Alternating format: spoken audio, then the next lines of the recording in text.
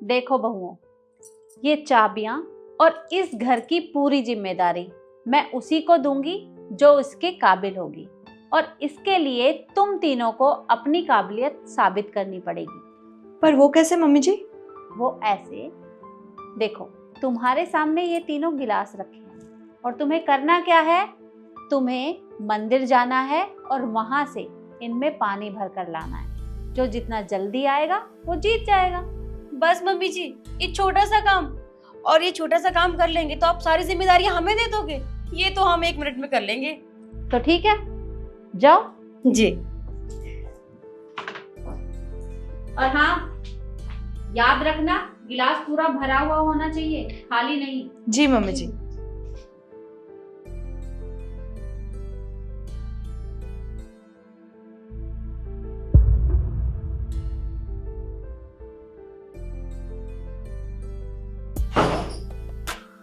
लीजिए मम्मी जी, सबसे पहले मैं आई हूँ और मेरा ग्लास भी भरा हुआ है। ये तो बहुत अच्छी बात है। अब मम्मी जी, पानी तो मैं भी ले आई, पर वो क्या है ना, सीढ़ी पे चढ़ते चढ़ते थोड़ा सा गिर गया, वरना मैं भर के ही लाई थी। कोई बात नहीं। और ईशु, वो कहाँ है? वो नहीं आई? पता नहीं मम्मी जी, वो तो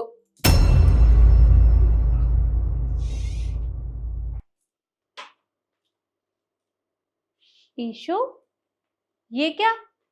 अरे तुम्हारा गिलास तो खाली है, तुम पानी लेकर नहीं आई? मम्मी जी, मैं पानी ला ही रही थी। वो क्या है ना, रास्ते में मुझे एक बूढ़े अंकल मिले, उन्हें बहुत ज़्यादा प्यास लग रही थी, तो मैंने उन्हें पानी पिला दिया। ईशु, उन बूढ़े अंकल ने ना हमसे भी पानी मांगा था, पर हमने तो नहीं दिया, क्योंकि हमारे दिमाग में ना सिर्फ एक ही बात चल रही थी। मम्मी जी ने हमें बहुत जल्दी बुलाया था, ऊपर से पानी का गिलास भरा हुआ होना चाहिए था। पर तुम्हें तो कहाँ ही अकल है ना। मैडम जी, थोड़ा पानी पिला दो, भगवान तुम्हारा भला करेगा। अबे ओ बुढ़े, हमारे पास ना इतना फालतू का टाइम नहीं है कि यहाँ खड़े होकर तुझे पानी पिलाए। वैसे ही हम लोग बहुत लेट हो रहे हैं, चल शिखा। अंकल जी, आप ये पानी पीजिए।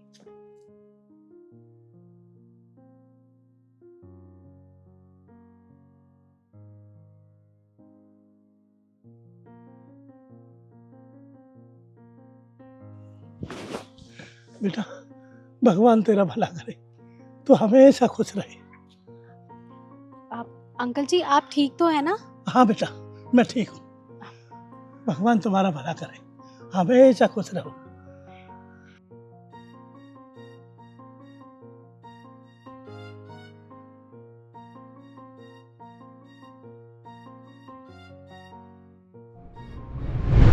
मम्मी जी, मैंने उन्हें इसलिए पानी पिला दिया क्योंकि मेरी माँ ना हमेशा कहती है कि कभी प्यासे को पानी के लिए मना नहीं करना चाहिए। पानी पिलाना तो पुण्य का काम होता है। और फिर आपने बोला भी था कि घर भी जल्दी वापस आना है, तो मैं वापस पानी भरने नहीं गई और मैं सीधा घर आ गई। मम्मी जी, ये तो सिर्फ बहाना है, इसने कुछ भी नहीं किया ऐसा। पक्का पानी लाना भूल गई थी ये। और मम्मी जी, अब तो साफ है ना, मैंने और रिद्धि ने पानी ला दिया है, तो आप बता दीजिए कि घर की जिम्मेदारियां किसके नाम कर रहे हो? देखो, तुम तीनों को आपस में बहस करने की जरूरत नहीं है। मुझे जो करना है वो मैं कर लूंगी, बहस मत करो।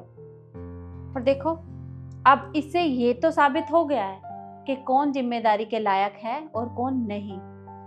और जो इस जिम्मेदारी के लायक है उसका नाम है रिद्धि और शिखा। तो बिल्कुल भी नहीं है, इन जिम्मेदारियों को मैं ईशु को देती हूँ। पर मम्मी जी, ये तो बहुत गलत बात है ना। आपने कहा था कि ग्लास भरा हुआ होना चाहिए, और ये तो खाली ग्लास लेके आई है और सबसे लास्ट में आई है। फिर भी आप इसको सारी जिम्मेदारियां दे रही हैं, ये तो गलत बात है ना। और मम्मी जी, इससे एक काम तो करा नहीं गया, जिम्मेदारियां क्या संभाल पाएगी? देखिए मम्मी जी, आप गलती कर रही हैं, अब भी सोच लीजिए, जिम्मेदारियां हमें दे दीजिए, बस बात खत्म। वो तो मुझे पता है ना कि ये जिम्मेदारी संभाल सकती है या नहीं। ये बात तुम दोनों मुझे मत बताओ। तुमने क्या किया? अरे वो बूढ़ा आदमी तुम्हें मिला था और तुमसे पानी मांगा, क्या किया तुमने?